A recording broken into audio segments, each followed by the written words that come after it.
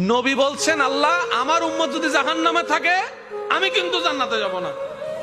আল্লাহ বলছেন আপনি না গেলে তো জান্নাত উদ্বোধনই হবে না। এবারে মামলা কি দাঁড়ালো? আল্লাহ পাক বলে যে আমি তাহকামুল হাকিমিন নিজেকে বলেছি, বিচার না করলেও তো জিনিসটা সুন্দর হয় না।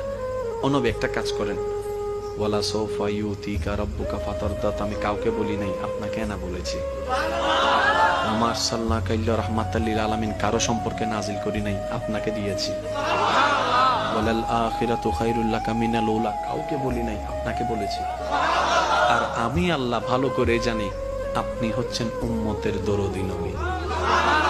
আপনি নিজের জন্য কাঁদেন নাই, সন্তানের জন্য কাঁদেন নাই, পরিবারের জন্য কাঁদেন নাই, নাতির জন্য কাঁদেন নাই, যত কেঁদেছেন জীবনে সবকিছু উম্মতের জন্য। এমনকি হাসরের ময়দানে যখন সর্বপ্রথম আমাদের নবীকে আল্লাহর হুকুমে তোলা হবে,